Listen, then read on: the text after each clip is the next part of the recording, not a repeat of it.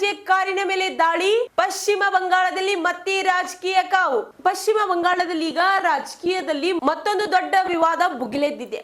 ಹಾಗಾದ್ರೆ ಈ ವಿಡಿಯೋದಲ್ಲಿ ಸಂಪೂರ್ಣ ಮಾಹಿತಿ ನಾನು ನಿಮ್ಗೆ ಕೊಡ್ತಾ ಹೋಗ್ತೀನಿ. ಈ ವಿಡಿಯೋನು ಎಲ್ಲಿ ಸ್ಕಿಪ್ ಮಾಡದೆ ಪೂರ್ತಿಯಾಗಿ ನೋಡಿ.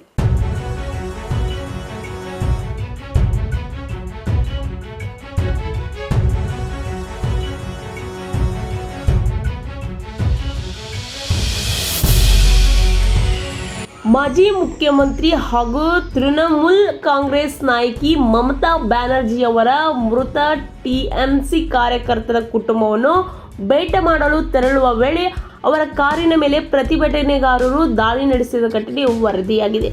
ಉತ್ತರ 24 ಪರ್ಗನಾಸ್ ಜಿಲ್ಲೆಯ ಹಾಲಿಶರ್ನಲ್ಲಿ ಈ ಘಟನೆ ನಡೆಯಿತು ಎನ್ನಲಾಗುತ್ತದೆ. ಮಮತಾ ಬ್ಯಾನರ್ಜಿಯವರ ಕಾಲಿನ ಚಪ್ಪಲಿ, ಬಾಟಲಿ ಸೇರಿದಂತೆ ವಸ್ತುಗಳು ಎಸೆಯಲಾಗಿದೆ ಎಂಬುದು ವರದಿ ಹೇಳ್ತಾ ಇದೆ. ಈ ವೇಳೆ ಪ್ರತಿಭಟನೆಗಾರರು ಘೋಷಣೆಯನ್ನು ಕೂಗಿದ್ದಾರೆ ಎಂದು ಕೂಡ ಹೇಳಲಾಗುತ್ತದೆ. ಘಟನೆಯ ನಂತರ ಮಮತಾ ಬ್ಯಾನರ್ಜಿಯವರು ತೀವ್ರ ಆಕ್ರೋಶ ವ್ಯಕ್ತಪಡಿಸಿದ್ದು ತಮ್ಮ ಜೀವಕ್ಕೆ ಅಪಾಯವಾಗುತ್ತಿತ್ತು ಎಂದು ಹೇಳುತ್ತಿದ್ದಾರೆ. ಆದರೆ ಈ ಘಟನೆ ಬಿಜೆಪಿ ಕಾರಣ ಎಂಬ ಆರೋಪಗಳ ನಡುವೆ ಬಿಜೆಪಿಯ ನಾಯಕರು ಆರೋಪವನ್ನು ತಳ್ಳಿ ಹಾಕಿದ್ದಾರೆ.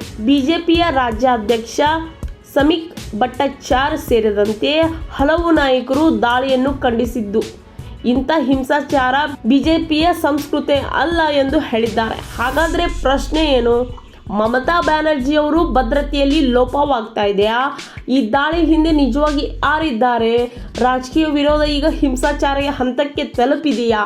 ಈ ಘಟನೆ ಬಗ್ಗೆ ಪೊಲೀಸರು ಯಾವ ಕ್ರಮ ಕೈಗೊಳ್ತಾರೆ ಅನ್ನೋದು ಈಗ ಕುತೂಹಲ ಕಾರಣವಾಗಿದೆ.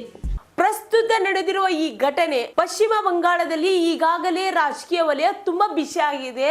ಈ ಘಟನೆ ರಾಜ್ಯ ರಾಜಕೀಯದಲ್ಲಿ ದೊಡ್ಡ ಸಂಘರ್ಷಣೆ ತುಂಬಾ ತೀವ್ರಗೊಳ್ಳುತ್ತಾ ಎಂಬ ಪ್ರಶ್ನೆ ಎಲ್ಲರಿಗೂ ಇದೆ. ಹಾಗಾದ್ರೆ ಇದರ ಬಗ್ಗೆ ತಮ್ಮ ಅನಿಸಿಕೆಯನ್ನು ನಮ್ಮ ಕಮೆಂಟ್ ಬಾಕ್ಸ್ ನಲ್ಲಿ ಕಮೆಂಟ್ ಮಾಡಿ ತಮ್ಮ ಅನಿಸಿಕೆಗಳನ್ನು ತಿಳಿಸಿ.